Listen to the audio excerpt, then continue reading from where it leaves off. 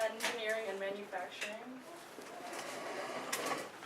Okay, if you're going to go into this field, you probably consider if you are mechanically inclined or you're curious. Do you like building houses, working with wood, running electrical stuff? If you don't like, or you can you read blueprints? If you're not good at any of this stuff or don't like this stuff, it's probably not the field for you to go into.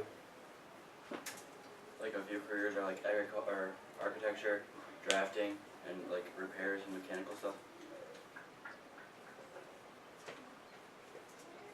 Other courses you can take in school are, you probably need to take in school are drafting, math, industrial sciences, physics. You need to take electronics. You need to be really good at math. Robotics are probably a good thing to have too.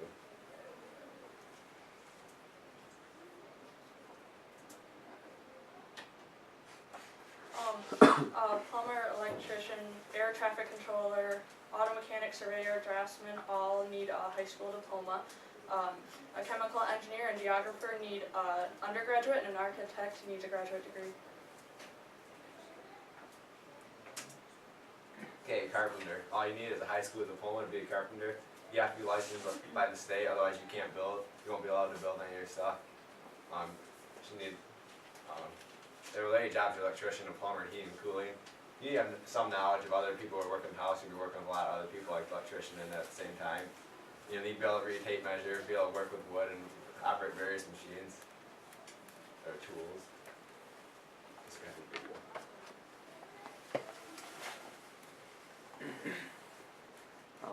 You might need to turn the volume up just a second. I don't know.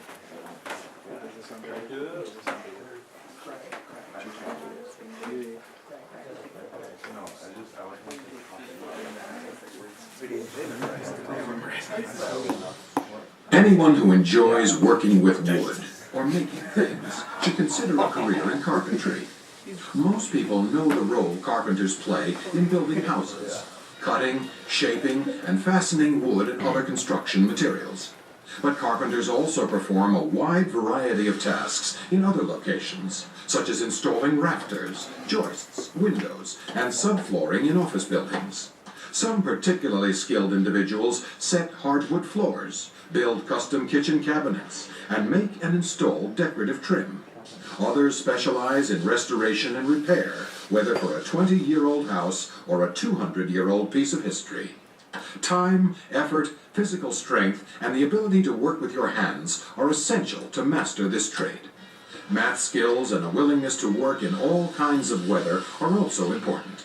But there always seems to be work for a good carpenter, whether as part of a construction crew or as a self-employed handy person.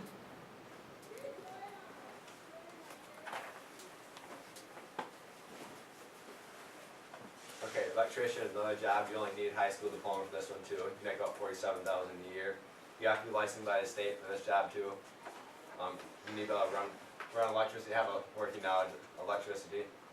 You need to have some knowledge of the blueprints so you know where you're running your electricity. You don't cut through some main support and the house fall down.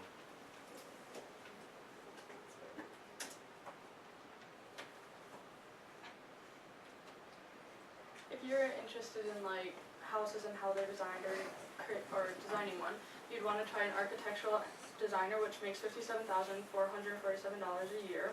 You need a bachelor's degree, and you have to take the requirements you're given by clients and make a design or a detailed design.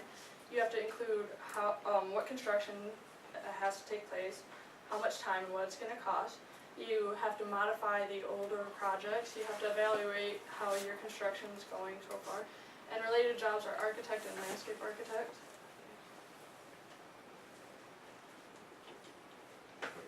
Do you have a video there? Yeah, it's on.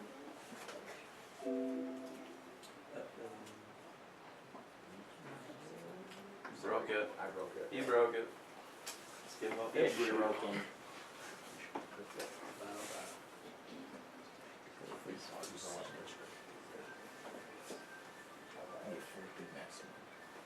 It's an industry that we cannot live without.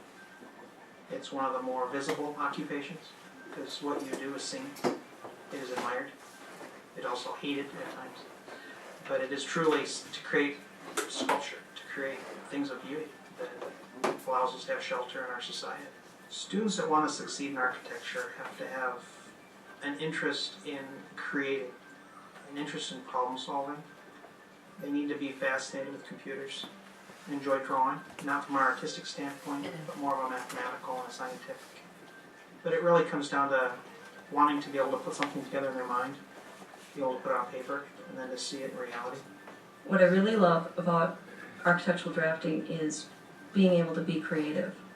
You get the client that comes in that is totally custom, and you get to expand a little and really throw some flair in once in a while.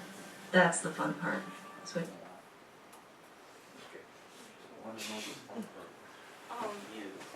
Energy costs are so high, and if you feel like you have an idea to reduce them, you'd want to try an energy engineer, which makes $64,060 on average. You try to reduce the cost of energy but increase the efficiency. You need a bachelor's degree. You have to oversee like the construction and designs of your project, and related jobs are logistics, environmental, and civil engineers. Another job to go along with building is safety and health engineer. They make about $72,000 a year. And what they do is they inspect like the electrical part of your house or like the foundation, and they have to like prove it safe before you can continue working on it. And so related jobs are like electrical inspector or like a building engineer. Oh, sweet.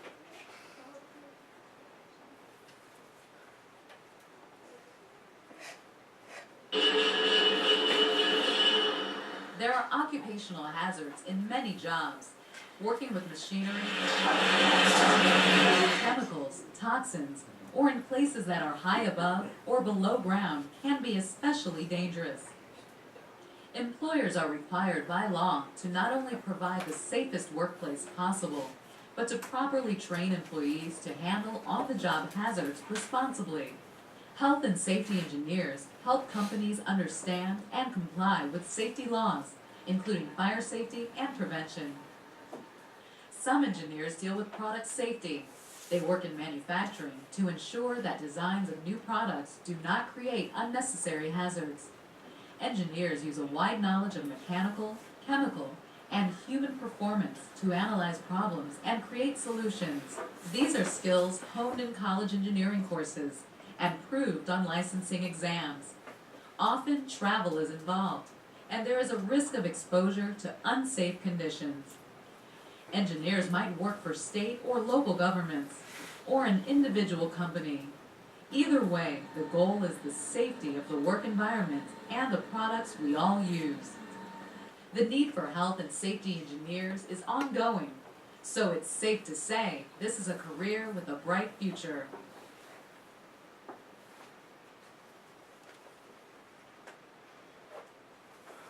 Next, a mechanical engineer. Make about $80,000 a year. It takes a master's degree. Job description is like they work on vehicles or like other mechanical things, and they have to do repairs.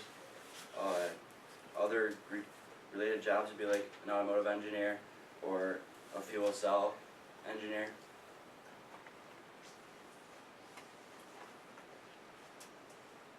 Okay, so I interviewed my dad. He's a woodworker. His favorite part says he gets to work with mom all the time. His least favorite part is that he can, since we own our business, he can never get away from work. And his why he chooses it, he said he likes woodworking. He'd rather do a job that doesn't pay a lot of money than he enjoys than doing he doesn't enjoy. That pays a lot of money. And you make about $50,000 a year. You only need a high school diploma. And you know, the description, you run various machines, sanders, pointers, drawers, anything like that.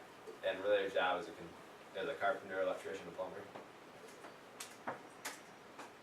My mom, she's a state accountant. Her favorite part is working with money and budgets and stuff. Least favorite part is working with other people. She manages budgets and works with the money that the state brings in and files like expenses. It's good hours and it pays very well. Related jobs would be like tax specialist or like an accountant or a banker. Okay, my mom's a departmental technician at the state of Michigan. She answers phones, input data that's given to her, reviews legal documents, and issues and processes liquor licenses for businesses. requires a high school diploma. Similar jobs would be like a bank or an insurance agent. She makes about $50,000 a year. Her least favorite part is working with irate people. Her favorite part is being able to help others. And she chose it for pay, job security, and career options. That's it. Okay, give me a hand.